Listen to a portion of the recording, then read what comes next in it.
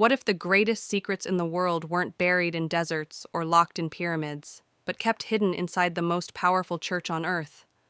What if time itself had been witnessed, aliens had already been contacted, and the truth about saints, sinners, and missing souls was sealed in silence? In this video, we're diving into 10 of the most chilling, mysterious, and soul-shaking secrets the Vatican has never wanted you to fully understand. This isn't a conspiracy. This is history the Church refuses to tell. So grab a seat, open your heart, and keep your eyes open, because sometimes what's hidden behind faith is fear. Part 1. The Vatican's Hidden Vault.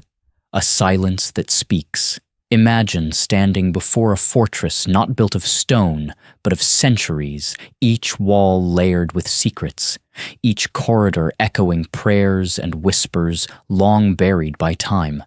Welcome to the Vatican Apostolic Archives, what was once ominously known as the Vatican Secret Archives.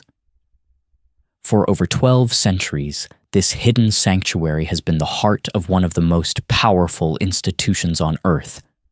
Not just the spiritual epicenter of the Roman Catholic Church, but a silent witness to empires rising and crumbling, kings repenting in ink, revolutions planned behind sacred seals, and prophecies so radical they were locked away forever.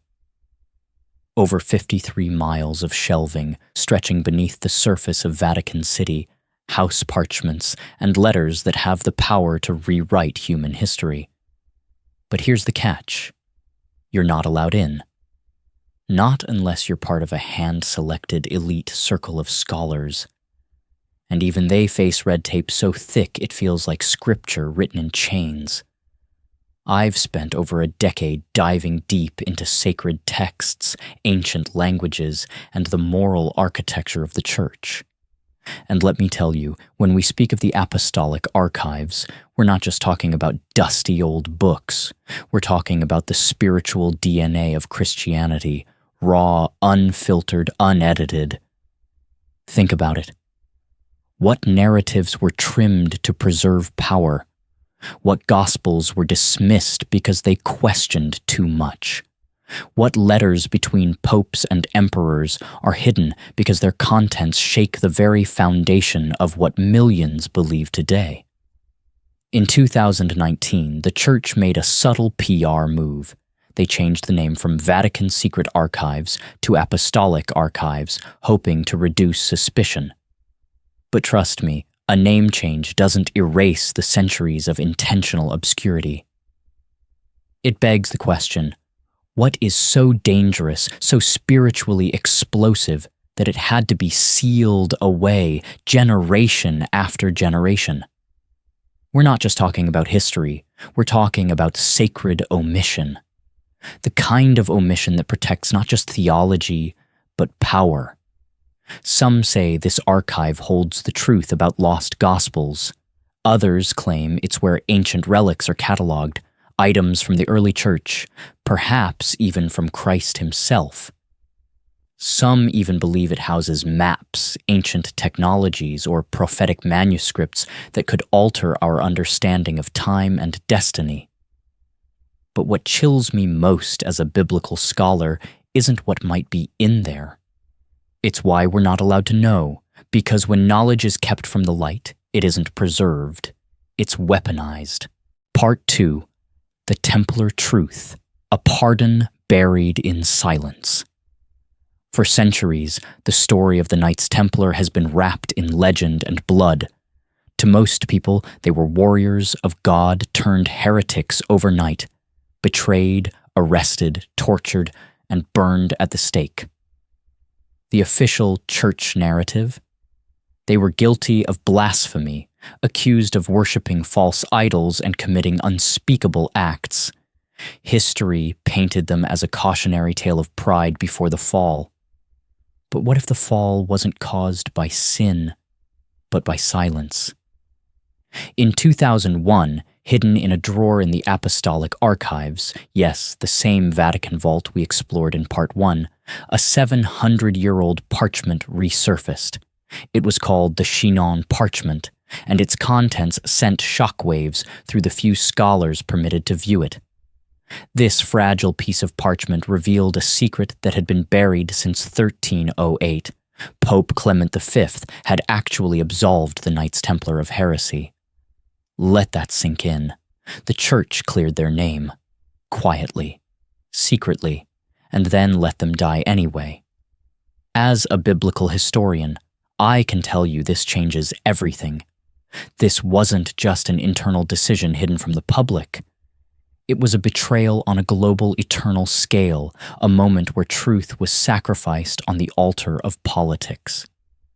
Because while the Pope had signed off on their innocence, he allowed pressure from the French King Philip IV, a man drowning in debt and hungry for control, to determine their fate. Philip saw the Templars not as soldiers of Christ, but as an obstacle to his ambitions. And the Church, instead of standing in holy defiance, chose diplomacy over righteousness. Why does this matter now? Because it shows us how fragile the truth becomes when it's locked behind cathedral walls. The Church had the power to speak out, to protect its own defenders. Instead, it let them burn in silence. The Chinon parchment was supposed to stay buried. The fact that it resurfaced at all wasn't part of a grand plan. It was an accident, a misfiled document, a quiet whisper from the past finally heard.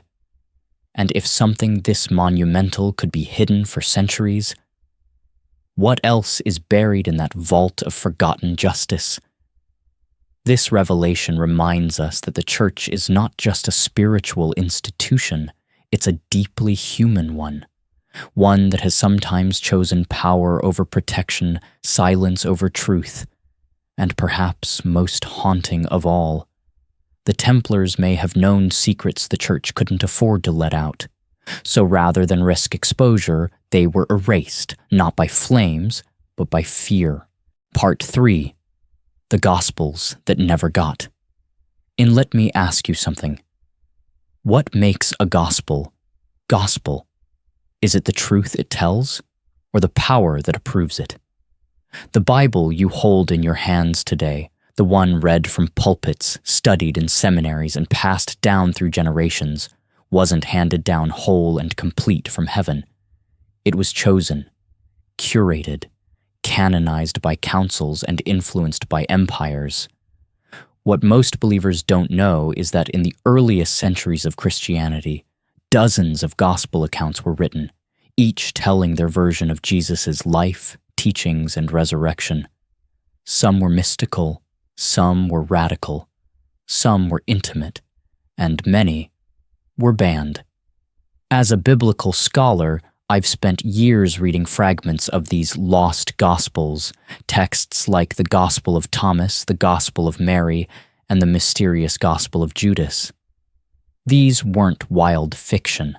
They were earnest testimonies, written by early believers trying to make sense of a Messiah who had broken every mold. So why were they excluded?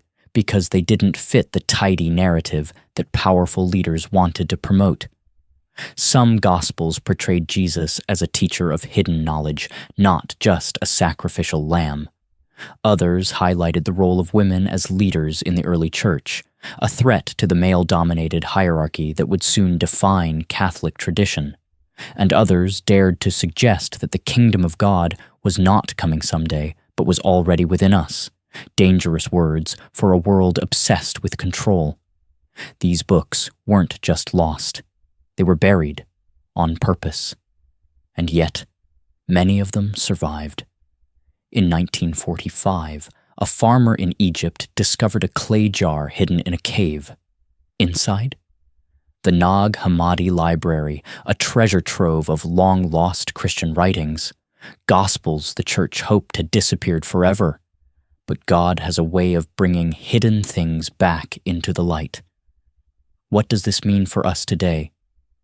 It means we must wrestle with the fact that our understanding of Jesus has always been filtered through politics, fear, and the desire for uniformity. It means the early church was far more diverse, far more chaotic, and far more human than most of us have been taught. And maybe, just maybe, truth isn't always what's printed. Sometimes it's what's silenced. The Vatican has access to more of these writings than the public will ever see. Some may never leave the archives, but they exist, flickering like candles in the shadows, waiting for someone bold enough to read them and ask, what if the version of faith we know was never the full story? Part 4. Heaven, the stars, and the silence between. If God created the heavens and the earth, what else did he create that we've never been told about? For centuries, the Church has lifted our eyes toward heaven, but only in the metaphorical sense. Pearly gates, angelic choirs, a kingdom beyond clouds. But what if the heavens held more than just promise? What if they held presence? The Vatican has long had a complicated relationship with the idea of life beyond Earth. Publicly, it preaches humility in the face of cosmic possibility. Privately, it invests in high-powered observatories, astronomers, and theological commissions tasked with asking a question far more radical than many realize. What if we are not alone? This isn't fringe speculation. The Vatican owns the Vatican Observatory, one of the oldest astronomical research institutions in the world, and some of its own scientists have gone on record acknowledging that the existence of extraterrestrial life would not contradict the Christian faith. In fact, some suggest it might deepen it. But here's where it gets truly unsettling. Behind closed doors, whispers persist that the Vatican doesn't just ponder the stars. It may have already received signals from them. One report, long dismissed by skeptics, claimed that in the 1930s, under the papacy of Pius XII, the Vatican was made aware of a UFO crash in Italy, and instead of dismissing it, the Church allegedly informed the United States, helping them secure and study the remains. If true, this wouldn't just be diplomacy, it would be collaboration. But why would the Vatican hide such a thing? Because if alien life is real, theology as we know it changes forever. Humanity would no longer be the center of God's creation. The incarnation, the coming of Jesus in human form, would beg a bigger question. Did he also come for them? And if he didn't, what does that mean for us? I've taught for years that God's mystery is vast. But even I had to wrestle with this. If the Church is aware of other beings, and it chooses silence, is it protecting us or controlling us? Because in that silence, the Church remains the gatekeeper of revelation. And in a world hungry for truth, silence is a form of power. Some say the Vatican is preparing for disclosure on their terms. Others believe they'll never admit it because the moment they do, everything changes. Creation isn't just a garden, it's a galaxy. Salvation isn't just for Earth, it's for the unseen multitudes. And God isn't just ours. So we're left staring into the sky, hearing nothing, yet feeling that something is watching.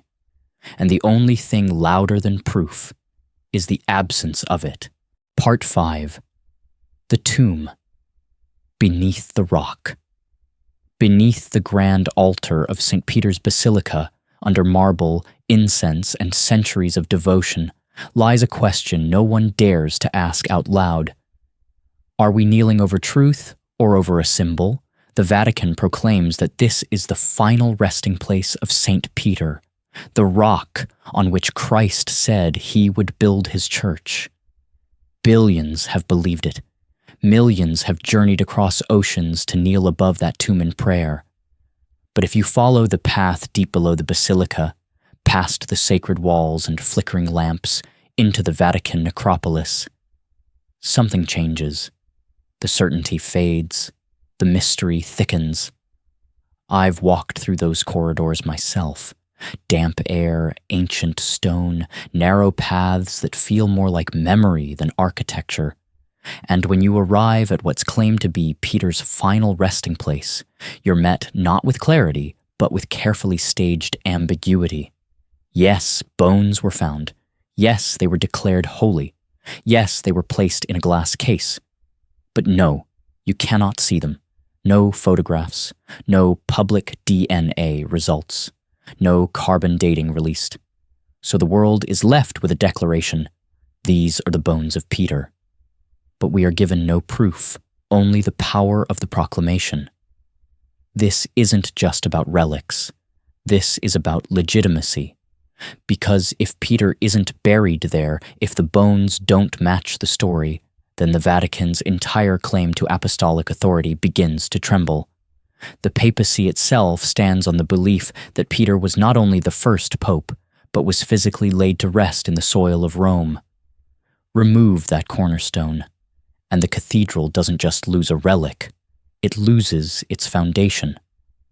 Graffiti found on a nearby wall reads Petros Ani, Peter is here. But scholars debate whether that's a declaration of fact or just a desperate devotional hope from a believer centuries ago. And the truth is, no one knows for sure. But perhaps that's the point, because faith thrives in mystery. Certainty is fragile, but mystery endures. And as long as the bones remain unseen, the story lives on, unquestioned, untested, unchallenged. So we walk above the tomb, we light candles, we whisper prayers, and beneath our feet, in a sealed chamber of stone and silence, lies either the bones of a man who walked with Jesus, or the greatest symbol the Church has ever protected. Part 6. The Girl Who Vanished into the Vatican. She was just 15 years old, a normal teenager in the most sacred city on earth, living inside the Vatican walls, surrounded by priests, Swiss guards, and the symbols of holiness. Her name was Emanuela Orlandi, and on a summer evening in 1983, she walked out into the streets of Rome and never came back. What began as a missing person case soon spiraled into something far darker, something the Church has never fully explained. That night, Emanuela called her sister from a payphone. She sounded uneasy. A strange man had approached her earlier, offering a job promoting cosmetics at a fashion show. She said she'd talk more about it when she got home, but she never made it home. Her disappearance wasn't just tragic, it was eerily quiet. No alerts, no frantic press conferences. Vatican officials showed curious restraint. And as her family begged for answers, doors began to close. What should have been a city mobilizing to find a child became a fortress of silence. Why? Because as investigators began to dig, they uncovered a web of deep connections to the Vatican Bank, to organized crime, and even to the secretive inner workings of the Church itself. Some believe Emanuela knew something. Others say she was simply in the wrong place at the wrong time. But almost everyone agrees. She was taken. And someone inside knew why. This wasn't just about a missing girl. It was about the lines the Vatican refused to cross even in pursuit of justice. Over the years, there have been confessions, deathbed whispers, anonymous letters, each one hinting that Emanuela's fate is tied to powerful forces operating behind the veil of holiness. And the most haunting part? The Vatican knows more than they've ever revealed. Requests to open certain tombs have been delayed or denied. Secret investigations have been started and then quietly shut down. Witnesses have disappeared. Files have gone missing. It's not just obstruction. It's a form of institutional amnesia, a refusal to remember what might destroy the image of moral perfection. But we must remember, because behind every mystery is a person, a family still waiting, a truth still buried. Emanuela Orlandi is not just a ghost story whispered in Vatican alleys. She's a symbol of every voice that was silenced to protect the illusion of purity. And maybe, just maybe, if we keep asking, if we keep speaking her name, the silence might finally break. Part 7. The Pope who died too soon, 33 days. That's all it took to shake the Vatican to its core. Pope John Paul there was supposed to be a breath of fresh air, gentle, humble, unshaken by the pageantry of power. They called him the Smiling Pope. But behind the smile was a fire, a quiet reformer who stepped into the throne of St. Peter with a list of names, a heart for the people, and a mission to clean house. He never got the chance. On the 33rd day of his papacy, he was found dead in his bed. No autopsy, no explanation. Just a hurried statement that it was natural causes. Case closed. Move on. But those of us who study the hidden structures of the Church know better. John Paul had already begun questioning the Vatican Bank, confronting corruption, and planning to remove powerful men from their positions. He had seen too much. And in an institution as old and armored as the Vatican, change isn't welcomed. It's feared. There are those who believe he was silenced, not by illness, but by intent. The theories are chilling, but they don't come from fiction. They come from cardinals, bishops, and former insiders, people who spoke in hushed tones of secret meetings, ignored warnings, and a reformer who was getting too close to the truth. Think about it. Why no autopsy? Why the contradictions in the timeline of his death? Why was his personal medication suddenly missing? Why was the Vatican's story changed multiple times? This isn't just about conspiracy. This is about accountability in a system that sees itself as untouchable.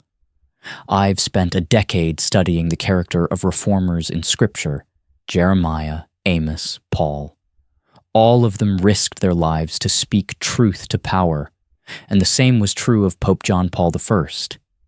His theology wasn't radical, his heart wasn't political, but he saw injustice and dared to confront it, and that may have been his undoing, because in the Vatican, truth is sacred until it threatens the structure. Then it becomes dangerous. So now we are left with a question the Church has never answered. Did a pope die of natural causes or unnatural consequences? And perhaps the deeper tragedy is this: we may never know, because the Vatican controls the story, and when it comes to death, they have had centuries to perfect the silence. Part 8. The Tribunal that Forgives What the World Never Sees. In most churches, confession is sacred: a quiet booth, a priest, a sinner, a whispered exchange between guilt and grace. But what if I told you there's a tribunal hidden deep within the walls of the Vatican, where sins too dark for confession are judged, a place where the rules of earth no longer apply, and only the Church decides what is forgotten? It's called the Apostolic Penitentiary. Most Catholics have never heard of it. That's not by accident. This tribunal doesn't handle ordinary repentance. It deals with the unthinkable: desecration of the Eucharist, priestly sexual sin under the seal of confession, even crimes against the Holy See itself. It is the final stop, where absolution is granted in cases so morally catastrophic, so spiritually devastating, that no other priest can even speak of them. Here, only a few select cardinals serve. Documents are handwritten, sealed in vaults, and never made public. No court, no jail, just forgiveness and silence. Let that settle in. A priest could commit an unspeakable act, confess it through this tribunal, receive absolution, and return to ministry. No one ever has to know. No one ever gets a warning. No one ever sees justice. And that's the point. Because here, absolution replaces accountability. I've wrestled with this as a biblical scholar and as a believer. Because yes, the grace of God is vast. And yes, redemption is a cornerstone of faith. But grace without justice, forgiveness without consequence, that's not mercy. That's a system built to protect itself. This tribunal has operated for nearly 1,000 years, a silent archive of sin hidden beneath gold ceilings and papal authority. No civil government can touch it, no victim can access it, and every record, every decision is stored far from public eyes. So what do we call a place where evil is confessed, erased, and quietly forgotten? The world calls it injustice. The church calls it tradition. And history? It may never know the full cost. Part 9. Sacred Images, Secret Messages. We've all seen it. God reaching toward Adam, fingers almost touching, life about to spark from creator to creation.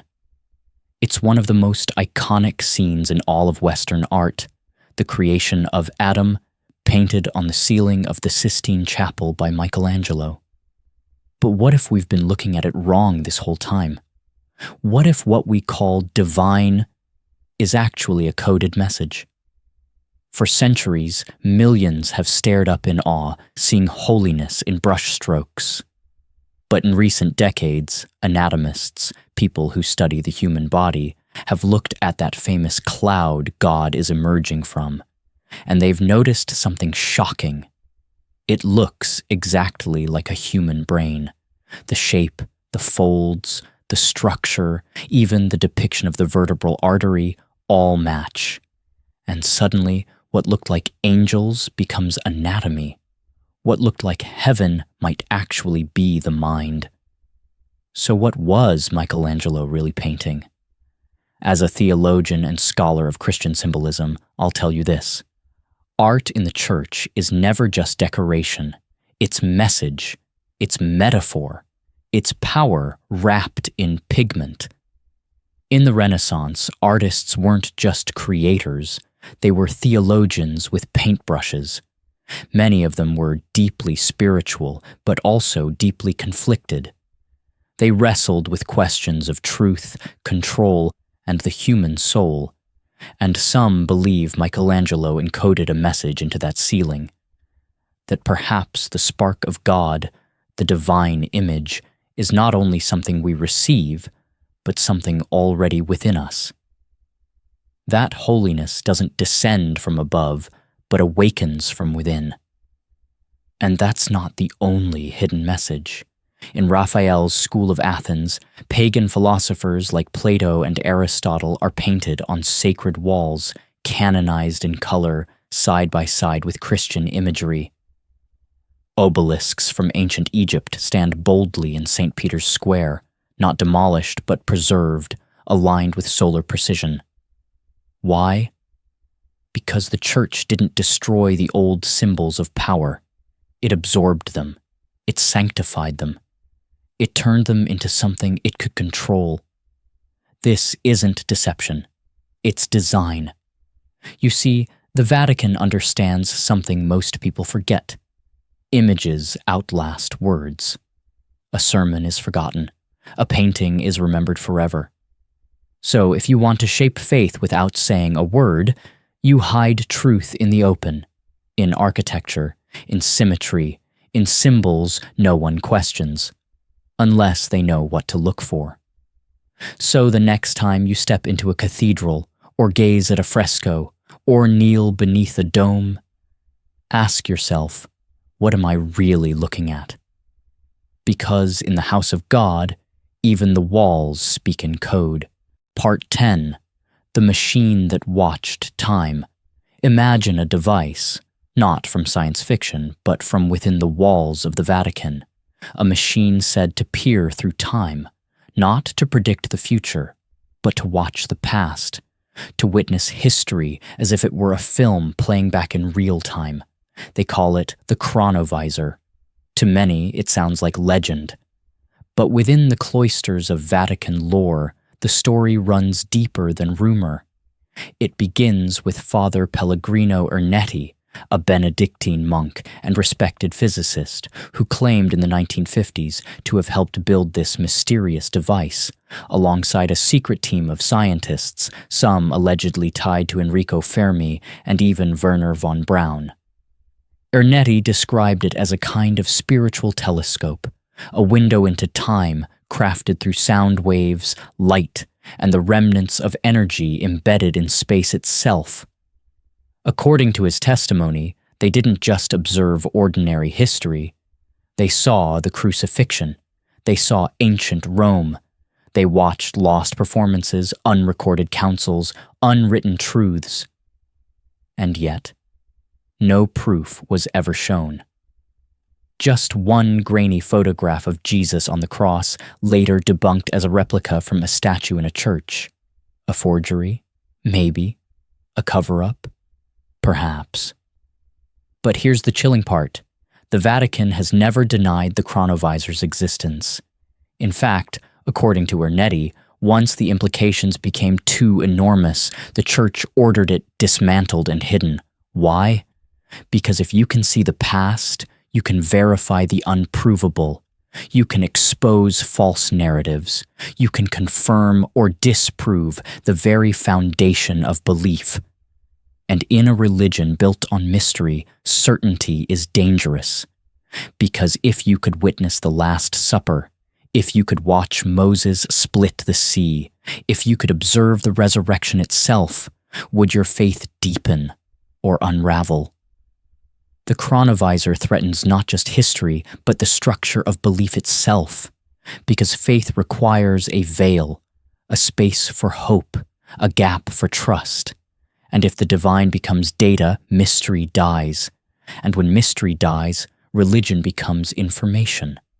Which is why some say the Vatican didn't destroy the Chronovisor. They hid it, in a vault, in a crate, somewhere beneath Rome, still intact, still functional, still waiting. Because perhaps it's not a question of whether it exists, it's a question of who controls the past. And maybe the most powerful institution on Earth already does. If this journey made you question, reflect, or even feel a little uncomfortable, then it did its job. Truth doesn't live in comfort zones. So if you want more content that dives deeper into the mysteries of faith, hidden history, and the untold side of power, don't just watch. Join us. Subscribe, give this video a like, and share it with someone who's ready to open their eyes. Drop a comment below. Which Vatican mystery shocked you the most? We're just getting started.